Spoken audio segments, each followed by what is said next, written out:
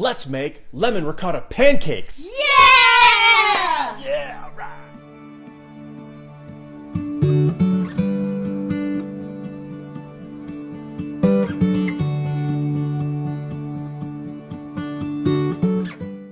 Hey everyone, Slade here, and I'm so excited to make these lemon ricotta pancakes. We're going to top them a couple different ways. We're going to first make some lemon curd, and I did this a couple nights before because lemon curd keeps for quite a long time.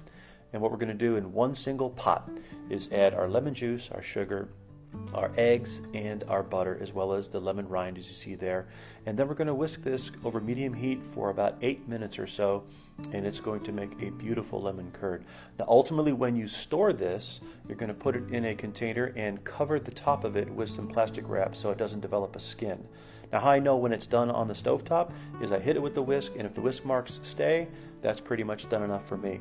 You can make it a little thicker if you take some egg whites out and just use egg yolks, but I like it just this way, it's perfect. So we're going to remove that from the heat, and then we're going to make our second topping.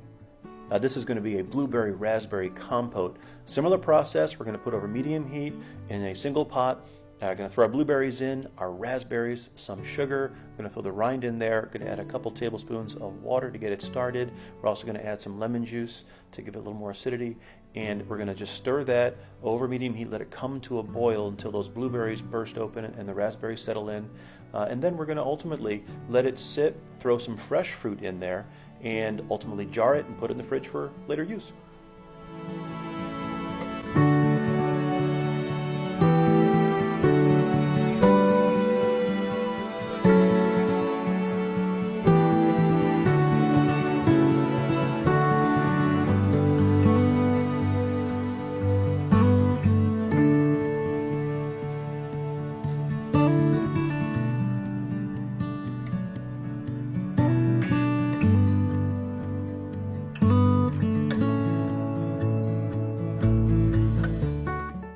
Okay, so now it's Sunday morning. The kids are hungry, but I got them occupied with some toys for a minute, so we're going to go ahead and make these pancakes. We're going to begin with adding some water. We're going to add our baking soda. I like to stir that in a little bit to begin with. And then we're going to add ricotta cheese, and we're going to throw in some vegetable oil, a little bit of vanilla, and then 1 egg. And we're going to stir this up, and we're going to add the rest of the ingredients after this gets completely incorporated. Now, what you don't see here is that I forgot to add some ingredients on camera. I forgot the lemon zest, which I should put in there, and also the sugar. I did that after the fact. And now this is a cooking video, right? So I had plenty of time to do it over again if I wanted to, but you know what? Mistakes like that are part of cooking, and so there you have it. Plus, I didn't have any more ricotta cheese, so I really couldn't do it over again. So anyway, the second set of ingredients are going to be the melted butter, as you saw, some lemon juice, some flour. If you have self-rising flour, that's great. If you don't, you just take some all-purpose flour and you'll add the baking powder and the salt to it, as I'm doing here. The recipe that's in the notes is actually going to be the all-purpose flour, so you see all the ingredients that go into it, so don't worry. Now, when you mix this, mix it till it's slightly lumpy. Now because, again, off camera, I had to add those extra things back into the batter. My batter is a little bit more smooth, and so it's going to make a little bit of a flatter pancake, which is fine. I don't mind it that way. But just know, if you leave lumps, you tend to get a fluffier pancake. If you want more crepe-like pancakes, you make it smooth. It's entirely up to you how you want to make your pancakes.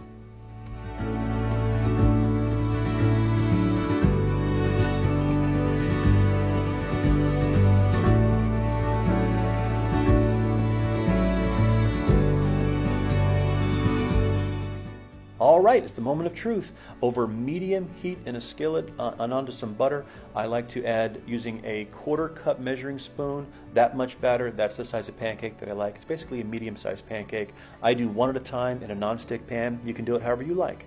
Now, this is about 2 minutes worth of time that I've sped up so you can see, but you want the bubbles to rise to the surface of your pancake and the edges to get a little bit brown. That's when you know it's time to flip it. And that first pancake that usually comes out kind of weird, you can avoid that entirely by allowing your pan to come up to temperature, and that's how you get a perfect pancake every single time.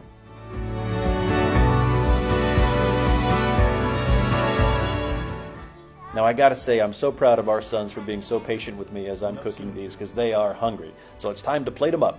My younger son really loves the lemon curd with strawberries, and my older son, he likes the berry compote, or as he calls it, compost, which is really not wrong when you think about it.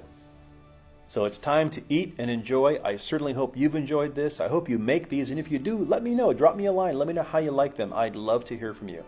As always, bon appetit, enjoy, have a great day.